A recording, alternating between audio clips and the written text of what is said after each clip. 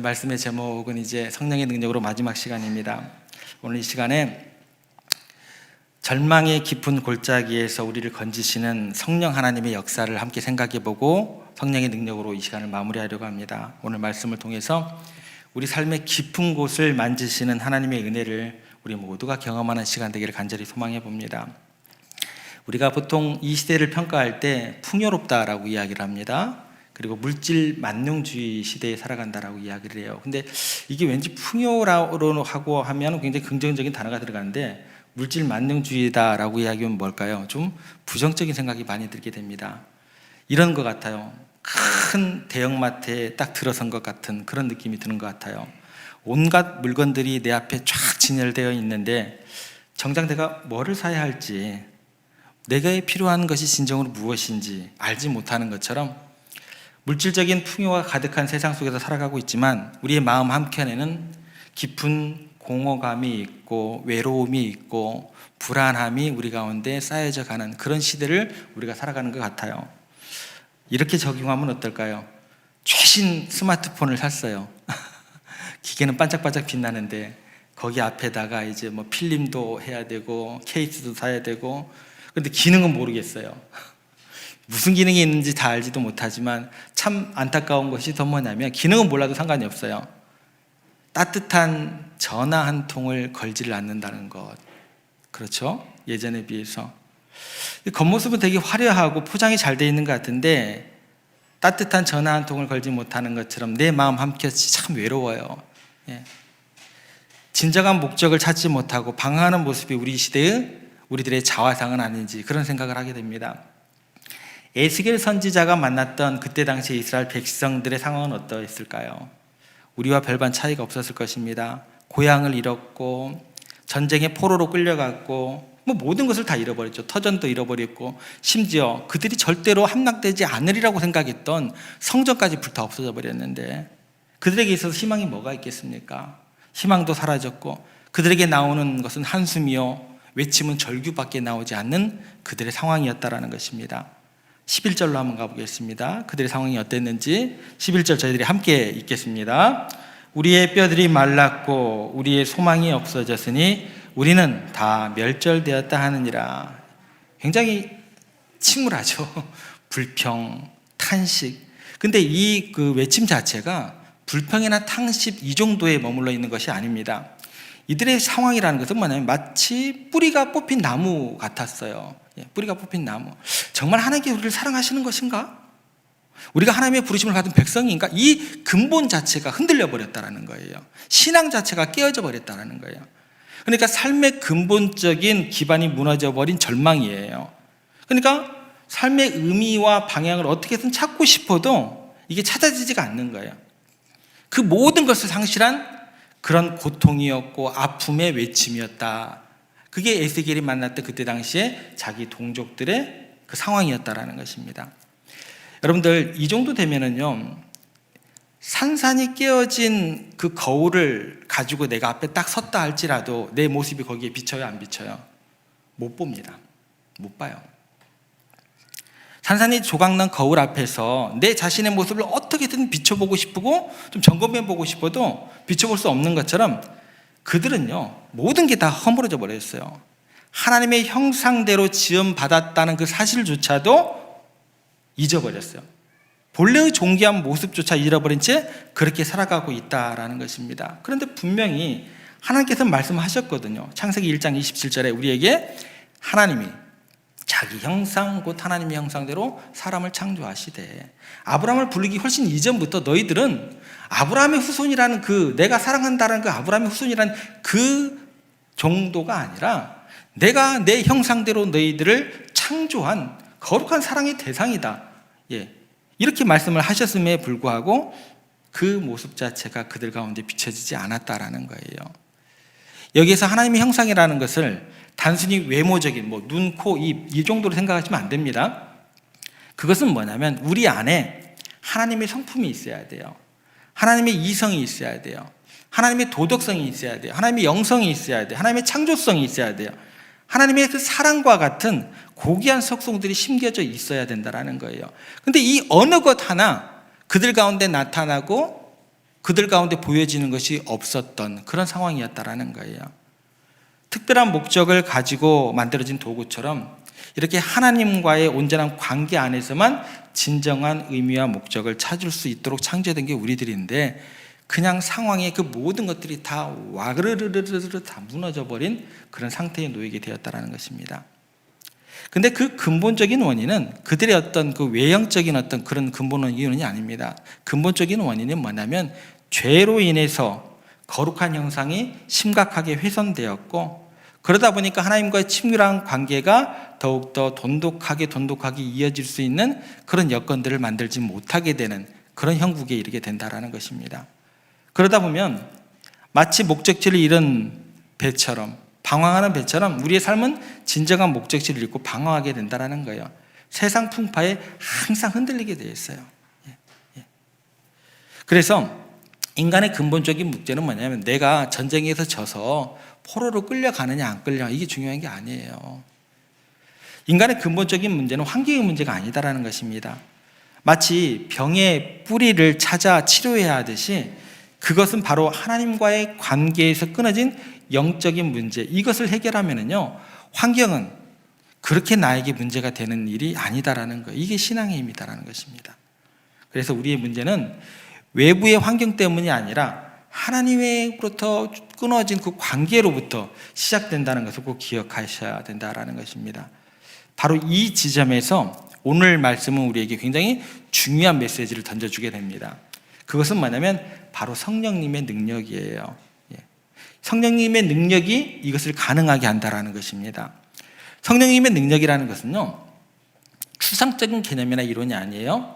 지금 이 순간에도 우리의 삶 속에서 역사하시는 하나님의 살아있는 능력이자 임재라는 거예요.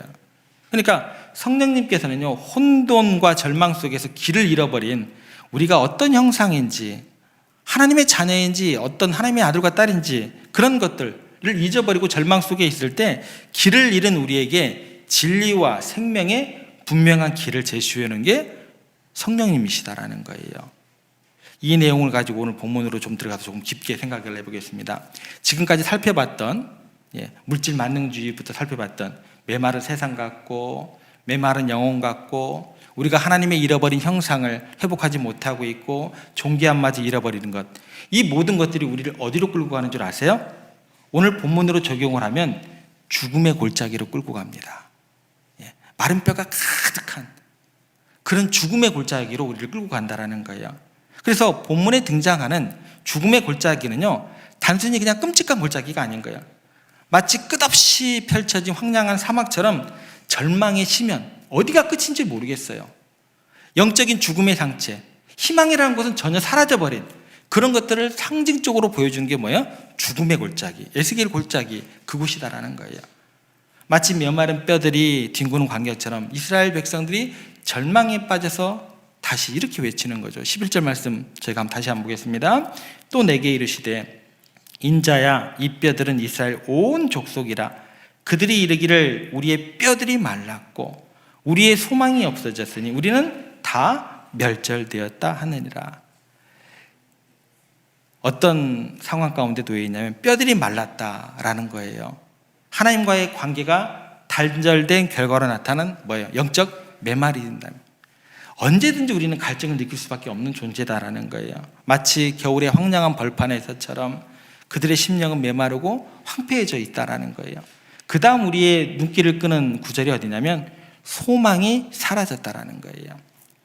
뭘까요? 하나님의 약속에 대한 신뢰를 완전히 잃어버린 거예요. 성경에서 아무리 내가 너를 사랑한다, 내 아들만큼 너는 존귀한 존재다 라고 이야기를 해도 그 하나님의 약속에 대한 신뢰가 사라져버리면요, 여러분 절대 절망의 구렁텅이에서 못 나와요.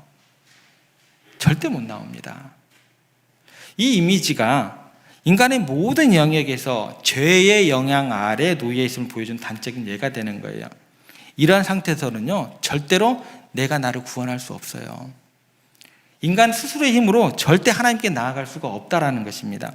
진흙탕에 빠진 사람이 몸부림치면 몸부림칠수록 어떻게 돼요?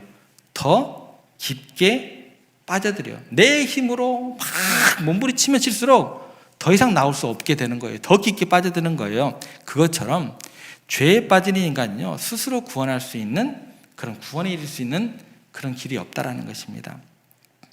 여기서 잠깐 좀 죄라는 것에 대해서 우리가 좀 더 짚고 넘어갈게요. 죄의 기원, 이게 어디서부터 시작됐는가? 이게 자유의지랑 연결되거든요. 이 부분에 대해서 좀 우리가 짚고 넘어가겠습니다. 죄와 자유의지, 이 두 가지 단어 기억하시고 따라오세요. 하나님께서는요, 인간을 로봇처럼 만들지 않으셨어요. 그죠? 창조주 하나님은 인간에게 스스로 선택할 수 있는 고귀한 자유의지를 주셨다라고 이야기를 합니다. 어떻게 생각하시면 되냐면, 부모님께서 자녀들에게 스스로 판단하고 선택하는 기회를 주실 것처럼 하나님께서는 우리에게 하나님을 선택할 수도 있고 거부할 수 있는 자유를 주셨다라는 거예요. 그런데 참 안타까운 게 뭐냐면, 안타깝게도 인간은요, 이 자유의지를 잘못 사용해서 하나님을 떠나는 길을 선택하는 거예요. 그러니까 마치 어린아이가 부모님의 따뜻한 품을 떠나서 위험한 것으로 스스로 발걸음을 옮기는 것처럼 인간은 하나님을 떠남으로써 그게 뭐가 되는 거예요? 죄가 되는 거예요. 하나님을 떠남으로써 죄와 고통의 어두운 길로 그들 스스로 들어가게 되었다라는 것입니다. 이것을 C.S. 루이스는 뭐라고 얘기하냐면 자유의지의 남용이라고 이렇게 이야기를 해요. 그리고 하나님께서 주신 귀한 선물이 뭐죠? 자유의지, 선물이에요. 그 선물을 잘못 사용한 결과가 뭐예요? 죄고, 죄가 고통이 수반되는 그런 결과로 우리에게 다가왔다라고 이해를 하셔야 된다는 것입니다. 죄를 추상적으로 생각하시면 안 돼요. 이렇게 점검을 하셔야 돼요. 그런데 이런 절망의 순간, 인간의 모든 희망이 끊어진 바로 그 자리에 하나님께서 에스겔 선지자를 통해서 놀라운 약속, 역전의 약속, 궁극적인 회복의 약속을 오늘 본문을 통해서 우리에게 보여줍니다. 그 얘기가 12절부터 14절 말씀에 나오는데, 예를 들어서 깊은 겨울잠을 자다가 깨어나는 그런 새 생명이 돋는 그런 기운과 같은 그런 희망을 잃어버린 이들에게 주시는 새로운 희망의 말씀, 그 느낌을 가지고 한번 접근해 보시면 좋아요. 먼저 12절 말씀 한번 보겠습니다. 저희들이 같이 읽습니다. 그러므로 너는 대언하여 그들에게 이르기를, 주 여호와께서 이같이 말씀하시기를, 내 백성들아, 내가 너희 무덤을 열고 너희로 거기에서 나오게 하고 이스라엘 땅으로 들어가게 하리라. 여기서 보시면 하나님께서 친히 무덤을 여시고 나오게 하시겠다라고 약속을 하십니다. 여기서 무덤이라는 것은 단순히 육신이 묻힌 장소가 아니죠. 우리들이 지금까지 갇혀 있었고 헤어나오지 못했던 절망, 고통의 심연, 희망이 끊어진 상황, 하나님과의 단절, 영적인 죽음의 상태를 가르치는 그걸 무덤이라고 합니다. 그런데 마치 죽은 것처럼 보였던 그 씨앗에서 새싹이 돋아나듯이 하나님께서 우리를 새로운 소망으로, 생명으로, 완전한 회복으로 이끄시겠다라고 약속을 하신다라는 거예요.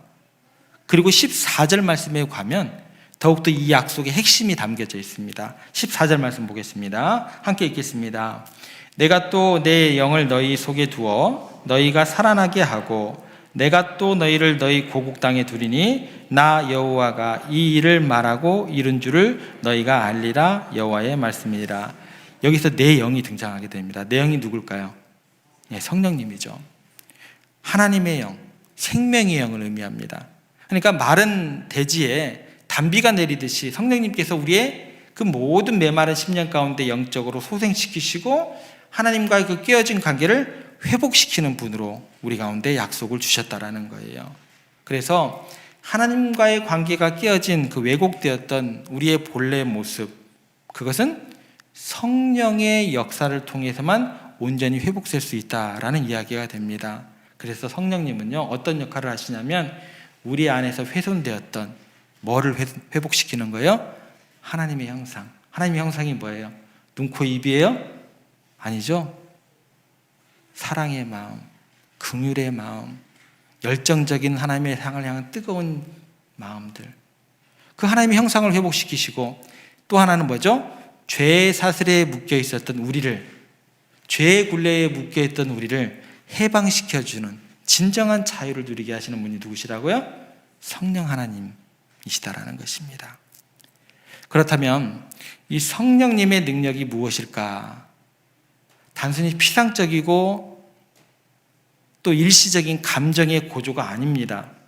마치 숙련된 장인이 여러분들을 정과 망치로 사용해서 거친 그런 돌덩이를 다듬어서 아름다운 작품을 만들어내듯이 성령님께서는요, 여러분 안에 거하시면서 여러분의 삶을 끊임없이 다듬으시고 변화시키시고 그렇게 하나님의 형상을 회복시키면서 여러분들이 하나님의 영광의 그 모습으로 만들어 가시는 역할을 하신다라는 거예요.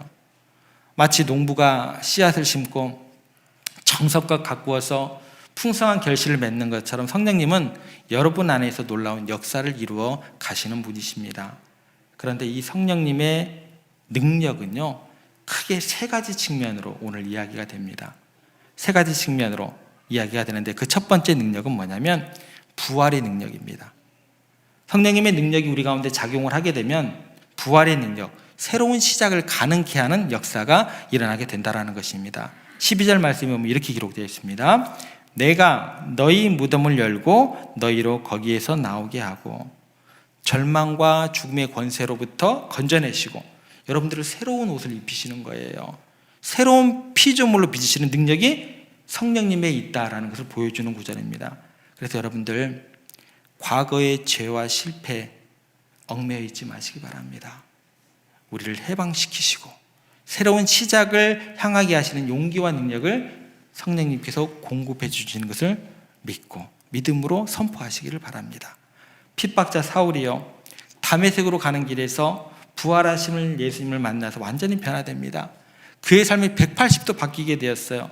예수 그리스도로 복음을 전하는 사도 바울이 되는 순간이 그 순간입니다. 성령의 부활의 능력이 한 사람의 인생을 어떻게 새롭게 만들어가는지 보여주는 강력한 증거가 됩니다. 또 한 명 들어볼까요? 베드로가요, 예수님 3번 부인했습니다. 그런데 오순절 성령 강림 이후에 그가 달라졌어요. 담대하게 복음을 전하는 대사도로 변화되게 됩니다. 두려움에 떨던 그가 성령의 능력으로 용기를 얻어서 복음을 전파하는 모습은 부활의 능력이 어떻게 한 사람을 새롭게 하는지 그 증거가 되는 베드로의 모습을 통해서 우리가 보게 되는 것입니다. 두 번째 성령님은요, 회복의 능력으로 깨어진 관계를 치유하십니다. 14절 말씀에 보면 이렇게 기록되어 있습니다. 내가 또 내 영을 너희 속에 두어 너희가 살아나게 하고 내가 또 너희를 너희 고국 땅에 두리니. 성령님께서 하나님과의 우리 관계를 수직적인 관계뿐만 아니라 깨어진 인간 관계를 회복시키시고 상처 입은 마음들을 치유하시는 능력임을 강조하십니다. 구약 성경 중에요, 하나님의 영에 감동된 사람이 하나 있습니다. 누굴까요? 요셉입니다. 그와 함께 하셨다라고 기록이 많이 되어 있던 사람이 요셉이고요. 바로를 통해서 요셉을 칭찬했던 말이 뭐냐면 하나님의 영에 감동되었다라는 칭찬을 받았던 게 요셉입니다. 그가 하나님의 영에 감동되었을 때 그 영의 능력을 통해서 어떤 일이 벌어지는 줄 아세요? 요셉이요, 자신을 노예로 팔아넘긴 형들을 다시 만나게 됩니다. 그런데요, 그 형들을 진심으로 따뜻하게 용서하는 일이 벌어지게 됩니다. 그리고 자기가 그렇게 애매한 고난을 당하고 말도 안 되는 그 고초 가운데 처하게 했던 그 형들을 다시 만나는 순간 그 일들에 대해서 어떻게 평가를 하냐면 하나님이 생명을 구원하시려고 나를 당신들보다 먼저 보내셨나이다 라고 이야기를 하면서 과거의 아픈 일까지도 하나님의 큰 계획 안에서 생각하고 이해하게끔 고백하게끔 누가 만들었을까요? 성령님께서 그렇게 만드셨다라는 거예요. 성령님께서는요, 아픈 과거를 치유하시고 그 아픔을 통해서 큰 합력하여서 선을 이루시는 그런 능력의 성령님이신 걸 여러분들 믿으시기를 바랍니다. 세 번째로 성령님은 우리 안에 내주하시는 분이세요. 그리고 우리를 예수님을 닮는 그 자리까지 인도하시는 분이 성령님이십니다. 14절 말씀에 보면 내가 또 내 영을 너희 속에 두어, 우리 안에 계시는 성령님이시다라는 거예요. 우리 안에 거하시면서 우리를 어떻게 만들어 가시냐면 그리스도의 형상으로 만들어 가신다는 거예요. 이거를 조금 어려운 말로 성화라고 이야기를 합니다. 성화를 생각할 때 이렇게 생각하시면 돼요. 마치 작은 씨앗이 오랜 시간과 정성을 거쳐서 큰 나무로 성장하는 과정으로 이해하시면 됩니다. 그러니까 씨앗 안에는요, 나무가 될 가능성이 내재가 되어 있지만 그냥 씨앗은 내버려두면 그건 죽어버려요. 그죠? 씨앗 안에 나무가 될 가능성이 내재가 되어 있지만 그 씨앗을 적절한 환경과 돌봄이 있어야 비로소 그 잠재력이 현실이 되는 거예요. 그것처럼 여러분 안에 내주하는 성령님은요, 여러분들을 점진적으로 그리고 확실하게 예수 그리스도를 닮은 모습으로 변화시켜 나가시는 그 역할을 하신다라는 거예요. 그런데 문제는 뭐냐면 이 성화의 여정이요, 단번에 완성되는 게 아닙니다. 그래서 여러분들 실망하지 마세요. 넘어질지라도 다시 여러분 안에 계시는 성령님이 여러분을 일으켜 세우시는 거예요. 한두 번 실패했다고 나는 안 되는가 보다 포기할 필요가 없다라는 것입니다. 단번에 완성되는 것이 아니라 전 생애를 걸쳐서 조금씩 그렇게 꾸준히 이루어지는 과정을 성화라고 하는 거예요. 그래서 성령님께서는 여러분들을 절대 떠나지 않으시고 여러분 안에서 여러분들이 죄와 끊임없이 싸울 수 있도록 능력도 주시고 여러분들이 하나님의 말씀을 듣고 그 말씀에 결단하고 순종할 수 있도록 여러분들의 마음을 이끄시는 분이시고 여러분들을 하나님의 거룩한 형상, 사랑과 거룩함으로 여러분들을 풍성하게 채우시기를 원하시는 분이 누구시다고요? 그분이 성령님이십니다. 이 과정을 통해서 우리는 어떤 모습으로 변화되어 갈까요? 그리스도를 닮는 온전한 형상으로 우리가 날마다 변화되어 간다라는 것을 믿으시길 바랍니다. 그리고 이 성령님의 내주하심에 대한 그 결과는 뭐냐면 열매로 여러분들이 증명을 하셔야 돼요. 열매가 나타나지 않으면 내 안에 내주하신 성령님을 내가 잘 모시지 못하는 그런 모습이다라고 생각을 하시면 됩니다. 열매가 뭘까요? 하나님의 형상의 회복이죠. 이것을 사도 바울은 이렇게 얘기를 했어요. 사랑, 희락, 화평, 오래 참음, 자비, 양성, 충성, 온유, 절제. 이게 뭐예요? 성령의 열매예요. 여러분들 성령의 충만함을 여러분 삶 속에서 어떻게 증명하셔야 돼요? 내 마음에 사랑이 있으면 되는 거예요. 기쁨이 있으면 되는 거예요. 화평이 있으면 되는 거예요. 오래 참음이 있으면 되는 거예요. 자비가 있으면 되는 거예요. 양선이 있으면 되는 거예요. 충성이 있으면 되는 거예요. 온유가 있으면 되는 거예요.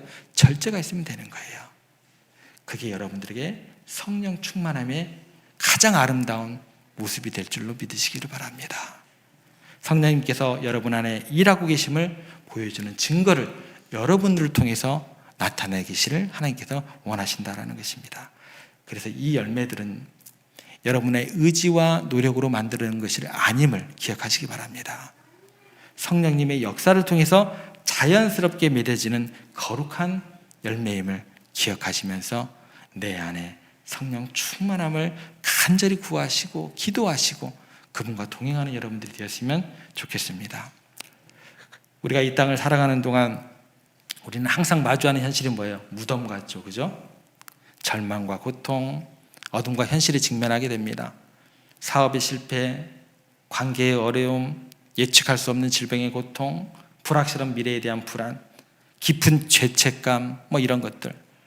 우리를 짓누르고 옴짝달싹 못하게 하는 모든 상황들이 우리를 가두는 무덤과도 같은 그런 환경들입니다.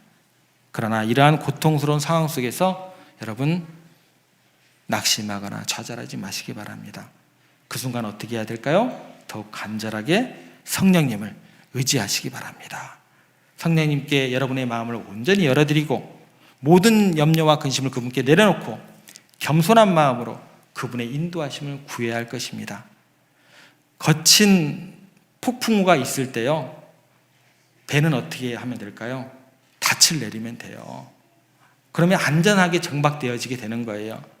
여러분 성령 안에서 아무리 상황이 여러분을 뒤흔든다 할지라도 성령의 닻을 내리시고 그 안에서 진정한 안정과 평안을 누리는 여러분들이 되시기를 부탁을 드립니다. 이런 이야기가 있습니다. 고통은 하나님의 확성기다. 들어보셨을까요? 고통은 하나님의 확성기다라는 말이 있어요. 때로는 하나님께서 고통이라는 도구를 통해서 우리를 부르시고 우리를 잘못된 방향을 바르게 잡으시고 진정으로 중요하고 영원한 가치가 무엇인지 깨닫게 하신다라는 거예요. 여러분, 시끄러운 세상에서 사람들의 주의를 집중시키기 위해서 뭐가 필요한 거예요? 확성기가 필요하잖아요. 마이크 시험 중입니다. 시끄러울수록 더 성량이 좋은 마이크가 필요해요. 시끄러운 세상에서 사람들의 주의를 집중시키기 위해서 큰 마이크 소리가 필요한 것처럼 고통이라는 것은 뭐냐면 여러분들을 넘어뜨리기 위한 목적이 아니에요. 오히려 우리를 세상에서 구별되어서 내 목소리를 좀 들어달라, 하나님께로 더 가까이 만들어가고 우리의 신앙을 더욱더 성숙하게 만드는 귀한 도구가 뭐가 될 수 있을까요? 고통이 될 수 있다는 거예요. 고통의 양면성입니다. 하나님께서 우리의 모든 고통을 결코 헛되이 우리들에게 허락하시는 법이 없습니다. 하나님께서는 성령을 통해서 여러분의 모든 고통을 변화시켜서 아름다운 선의 열매로 만들어줄 줄 믿으시기를 바랍니다. 이런 고난 속에서도 우리가 굳건히 지탱해야 될 것, 영원한 소망, 하늘나라에 대한 변치 않는 기대도 우리가 놓치면 안 된다는 것입니다. 우리의 진정한 희망은, 참된 소망은 이 땅의 일시적인 것에 있는 것이 아니라 영원한 하나님 나라에 있음을 기억하시기 바랍니다. 성령님께서 바로 이 영원한 소망을 여러분 안에 침이 심어주시고 우리를 그 영원한 본향으로 하나님 나라로 인도해 주시는 분이 우리 성령님이심을 믿으시기를 바랍니다. 어느 날 마을에서 덕막 높기로 유명한 한 성자가 이렇게 시끌시끌한 장터길을 거닐고 있었습니다. 많은 사람들이 이제 성자 되시는 그분이 이제 길을 걸어가니까 존경을 표하면서 인사를 하고 그 성자는 그 모든 사람들에게 온화한 미소를 이렇게 표해주고 있었습니다. 그런데 그 순간 누군가 재빠르게 그 성자의 허리춤에 있는 지갑을 탁 낚아채가지고 쏜살같이 달아나 버렸습니다. 보통 사람 같으면 당황해서 분노하거나 바로 뒤쫓아서 쫓아갔을 텐데 성자는 오히려 안타까운 마음을 가지고 도둑의 뒷모습을 바라보면서 천천히 걸어가는 거예요. 뒤따라갔습니다. 좁은 골목길로 들어갔던 그 도둑을 따라가서 딱 보니까 저기 끝에 앉아 있는 거예요. 숨을 헐떡거리면서 주저앉는 그 도둑을 발견하게 됩니다. 도둑은 훔쳐간 지갑을 이제 열어서 돈을 확인하고 있었는데 그 얼굴에는 뭔가 돈을 얻었다는 그 기쁨보다도 불안과 초조함이 가득한 얼굴이었습니다. 그 성자가 조용히 도둑에게 다가가서 부드러운 목소리로 말을 건넵니다. 젊은이, 괜찮으신가? 숨이 많이 차 보이는데 도둑이 깜짝 놀랐어요. 그리고 그 사람을 쳐다봤습니다. 자신의 지갑을 훔친 사람을 염려하는 그 사람의 모습에 당황하게 됩니다. 얼굴은 금세 붉어졌고 어쩔 줄 몰라 하면서 말을 더듬으면서 시작합니다. 어르신, 죄송합니다. 제가 고개를 떨구면서 작은 목소리로 이렇게 말을 이어갑니다. 사실 제가 빚 때문에 너무나 힘든 상황이라서 정말 어쩔 수 없었습니다. 성자가 안타까운 눈빛을 가지고 도둑을 바라보면서 이렇게 이야기를 합니다. 빚 때문에 얼마나 마음고생이 심했을까, 또 삶의 무게가 너무나 무거워서 어깨가 짓눌린 듯한 고통, 나 역시 경험한 적이 있다네. 그래서 젊은이의 마음이 얼마나 힘들지 조금은 내가 알 것 같아. 하지만 아무리 어려운 상황이다 할지라도 가장 소중한 것을 잃어버려서는 안 되는 것이라네. 도둑이 갑자기 고개를 들면서 혼란스러운 눈빛으로 그 성자를 바라봅니다. 가장 소중한 것이라니요. 지금 제게는 돈이 가장 소중한데, 모든 것인데 돈이 없으면 모든 것을 잃게 되는데요. 성자가 다시 이야기를 합니다. 젊은이, 돈은 분명 삶에 필요한 부분이지만 결코 전부가 아니라네. 돈보다 훨씬 더 소중한 것은 바로 너의 마음, 당신 안에 존재하는 인간의 선량함, 정직함, 그리고 무엇보다도 희망이라는 가치라네. 그것들은 어떤 돈으로도 살 수 없는 가장 귀한 보물과 같은 것이지. 지금 당장은 힘든 상황 때문에 그 보물을 잠시 잊고 있을지는 모르겠지만 당신 안에 여전히 그 빛은 희미하게 남아있다네. 그러면서 성자가 잠시 하늘을 쳐다보더니 이렇게 기도하는 듯이 그 청년에게 다시 이야기를 합니다. 내가 믿고 따르는 성령께서는 바로 그 희미하게 남은 빛을 다시 활활 타오르게 하시는 분이라네. 절망의 깊은 어둠 속에서도 희망의 빛을 발견하게 하시고, 죄책감에 질리는 무거운 마음을 부드럽게 치유하시고, 다시 일어설 수 있는 용기를, 새로운 시작을 향한 능력을 끊임없이 불어넣어 주시지. 젊은이, 부디 성령의 인도하심을 받아 당신 안에 있는 그 소중한 것들을 다시 회복하고 진정한 자유와 평안을 누리게 되기를 내가 기도하겠네 라고 갔다고 합니다. 이렇게 얘기를 하면 지갑을 가져간 것인지 안 가져가신 건지 이런 얘기로 생각이 흘러가면 안 돼요. 여러분, 죄와 절망, 삶의 고통으로 인해 잃어버린 우리의 내면의 가장 소중한 가치, 곧 하나님의 형상을 회복시켜주는 놀라운 역사를 성령님께서 하신다라는 걸 기억했으면 좋겠습니다. 성령님은요, 여러분들을 절대로 정죄하지 않으세요. 오히려 여러분의 모든 상처를 어루만지시고 다시 일어설 수 있는 무한한 힘과 용기를, 새로운 삶을 살아갈 수 있는 가능성을 여러분들에게 계속해서 불어넣어 주시는 분이다라는 거예요. 잃어버린 지갑은 그냥 조금 물질적인 상실된 것에 그치지 않습니다. 그보다 더 중요한 것은 뭐예요? 인간성, 도덕성, 사랑, 긍휼, 뭘까요? 하나님의 형상이에요. 성령께서 바로 그 잃어버린 하나님의 형상을 회복시키기 위해서 여러분들을 찾아오시는 것입니다. 사랑하는 성도 여러분, 성령님은 절망에 빠진 우리를 일으켜 세우시고 훼손된 하나님의 형상을 회복시키시면서 때로는 고난을 통해서 여러분들을 하나님께 더욱 가까이 이끄시는 분이십니다. 고통은 하나님의 확성기라는 말처럼 때로는 고난을 통해서 우리는 진정으로 중요하고 영원한 가치가 무엇인지 깨닫게 됩니다. 하나님께서 우리의 모든 고통을 헛되이 보내시지 않으신다는 것을 믿으시면서 이 성령의 능력을 전적으로 의지하시면서 날마다 성령 안에서 새로운 삶, 풍성한 삶, 영원한 생명을 소망하는 그런 삶을 기대하시는, 그렇게 기도하시는 그런 여러분들의 2025년 하루하루의 삶이 되시기를 주님의 이름으로 축복합니다.